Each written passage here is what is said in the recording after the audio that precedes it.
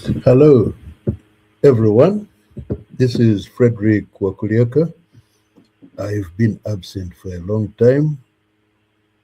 Now, I want to come back with full force and make a couple of videos that I've been planning for some time. I've been busy with many other things, making my newsletters vibrant and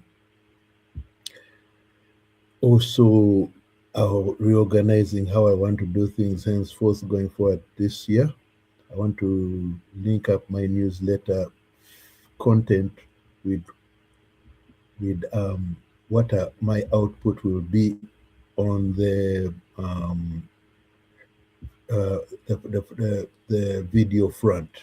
So what my I want what I it comes in my bi-weekly and weekend issues of my newsletter to feature in my videos as well. So without much further ado, let's get started.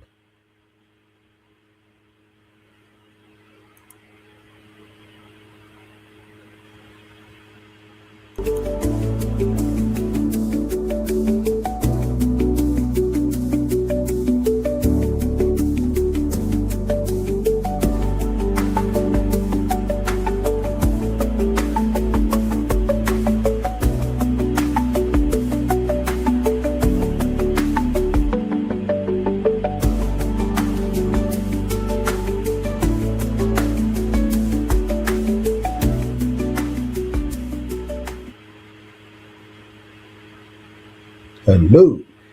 Now, I'm going to talk about navigating global data privacy laws. We have a lot of global data privacy laws, paramount of which is the GDPR. So let us proceed. Hello, everyone. Frederick Wakulyaka here from Frederick Cybersecurity. My own screen name is CyberFred. We are one and the same person. We are not different personalities. Today we are tackling one of the biggest challenges facing medium enterprises in 2026. That is navigating the complex landscape of global data privacy laws. Why this matters? Why do these global privacy laws matter? Whether you're operating across borders or simply handling customer data from different jurisdictions, understanding these regulations isn't optional anymore. You don't have an option anymore. It's essential for your business survival. Data privacy regulations are essential for maintaining trust with your customers and mitigating serious business risks. When you fail to comply, you're not just risking fines, you're risking your reputation and your ability to operate in key markets. One data breach or mishandled record can shatter years of relationship building. Regulatory penalties have reached unprecedented levels, with fines reaching millions of euros or dollars, which is often an existential threat for a medium enterprise.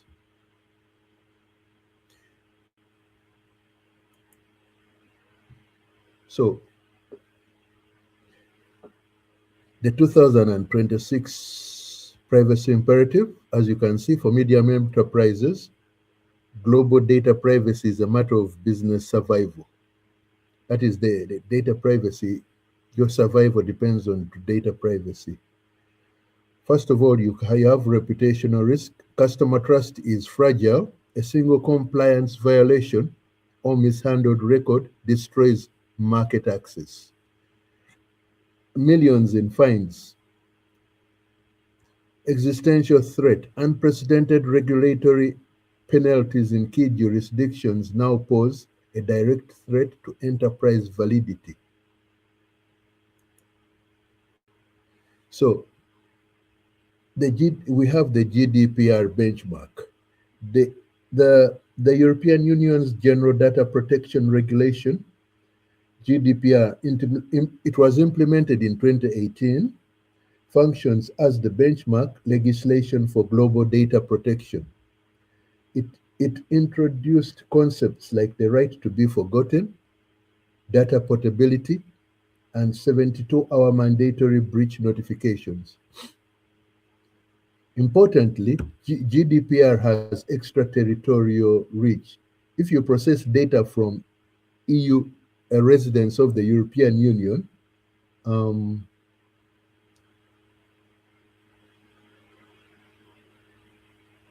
you are subject the to its requirements, regardless of where your business is located legally. It is the template for modern laws like Brazil's LGPD and California's CCPA. So the GDPR has is a template for other jurisdictions. Countries like Brazil have have used the GDPR to formulate their local domestic country regulations, the LGPD in Brazil and California's CCPA. So as we can see, the EU's General Data Protection Regulation is the template for modern privacy law. Processing data from EU residents subjects your enterprise to GDPR, regardless of your headquarters location.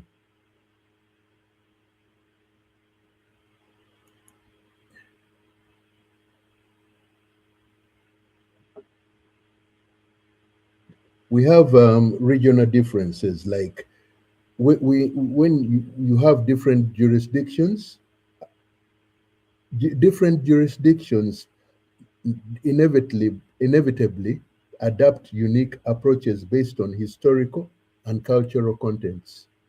In the United States, for instance, there is no single federal law but a patchwork of state laws like California's CCPA, which we talked about, CPRA, Virginia's VCDPA, and others in Colorado, Connecticut, and Utah. In the Asia Pacific realm, we have China's PIPL, which has strict data localization requirements, while Singapore's PDPA takes a more business friendly approach. So, about, when we look at the global regulatory matrix, we have to abandon the one size fits all illusion. So we have to deploy um, jurisdiction specific strategies depending on where and which country you are specifically.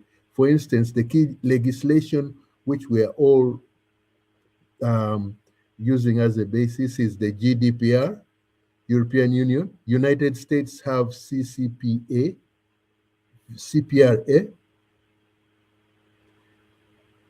VCDPA. That's for the Virginia.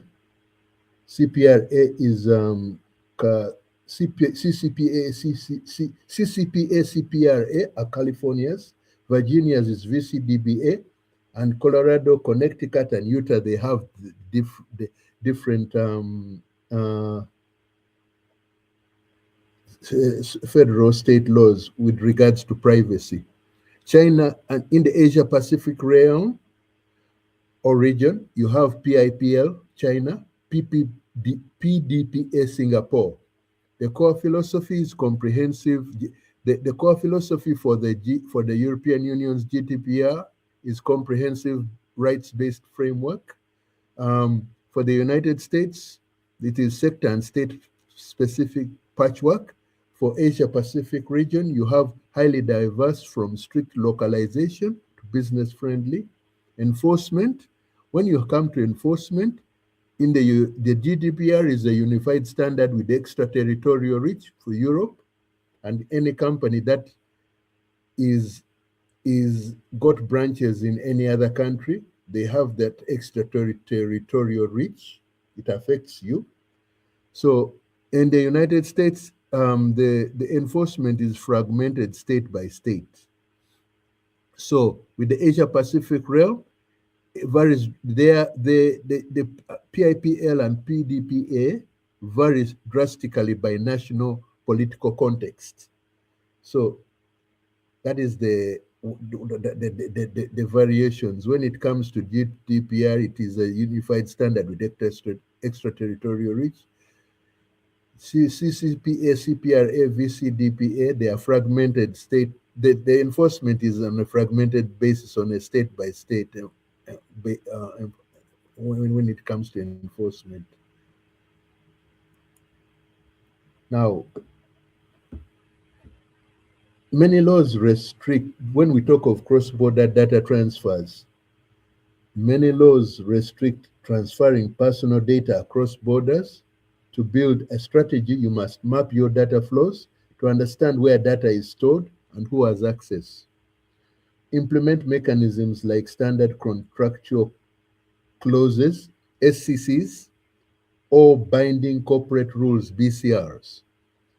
Conduct regular transfer impact assessments. Have contingency plans for when mechanisms are invalidated, such as the Schrems II decision, which struck down the privacy shield. So when I come back to my screen, we have the American patchwork. America is a patchwork of different states, different regulations. We looked at California, Colorado. They all have different regulations. Connecticut, Utah. So this American patchwork there is no comprehensive federal standard or one size fits all situation. Enterprises must navigate a fractured landscape of sector specific regulations and individual state laws.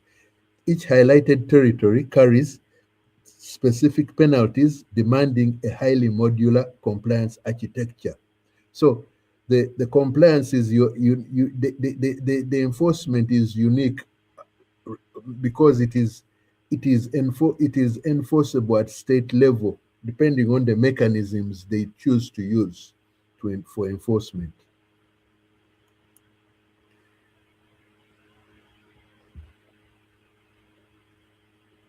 When we talk about cross-border data transfers, many laws restrict transferring personal data across borders. To build a strategy for this, you must map your data flows to understand where data is stored and who has access.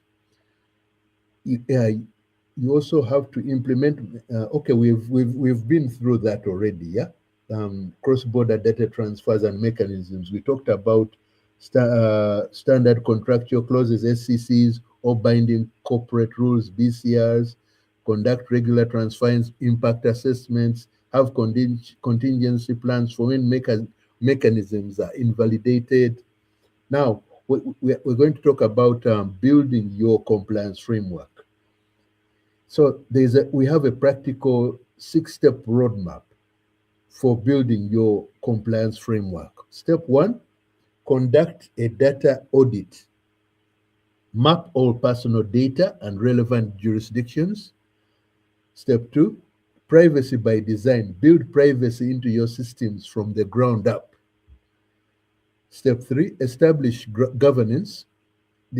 Designate a data protection officer or privacy champion. Step 4, create robust documentation. Maintain records of processing and consent. Step 5, train your people. Your employees are your first line of defense. Step 6, monitor changes continuously. Track the rapidly evolving legal landscape. The legal landscape is ever changing, so you have to monitor the changes continuously. For instance, when we talk about GDPR, you have to constantly monitor the changing legal landscape in regards to GDPR, the dynamics in the EU legal landscape. So when we go to my screen, I have the APAC spectrum, localization to free flow. The Asia Pacific region contains the world's most extreme regulatory contradictions. You have strict localization. We talked about China's PIPL. It requires data to stay within national borders. Australia's Privacy Act, which is undergoing reform. Business friendly, the most business friendly is the Singapore PDPA because it prioritizes free flow and commerce. An effective Asia Pacific cooperation strategy must simultaneously account for rigid data localization mandates and frictionless operational environments.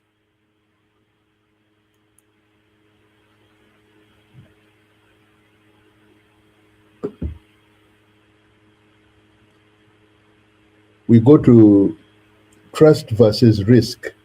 This isn't just a checkbox exercise. Organizations that thrive see privacy as a sustainable competitive advantage.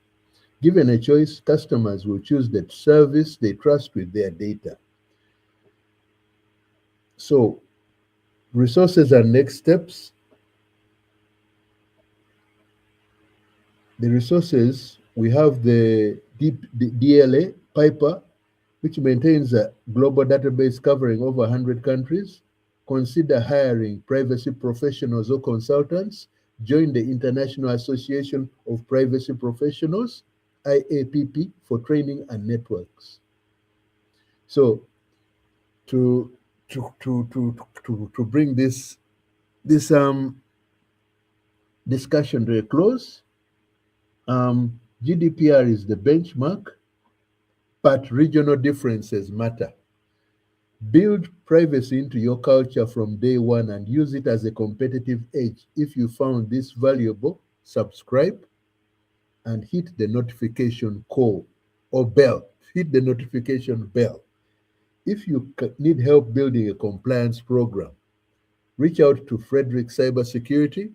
Drop a comment below with your biggest challenge. This is Frederick Wakulyaka. Before I sign off, I would like you to. This is the cross-border choke point I've been trying to explain. We have GDPR, standard, essentially equivalent protection required, and then there is also a jurisdictional firewall, whereby you have when you are in different countries, they have jurisdictional issues. So, like for instance, the Asia Pacific, you have PIPL standard in China. Mandatory security assessments are required. GDPR, essentially equivalent protection, is required as well. The greatest compliance friction occurs when data moves. When this data moves out of the country, the jurisdiction, like the GDPR from outside the EU realm, where it is universally accepted as the key regulator regarding privacy and data protection. So national localization laws multiply. Moving personal data across borders requires navigating aggressively conflicting legal standards. So that I hope you've enjoyed. And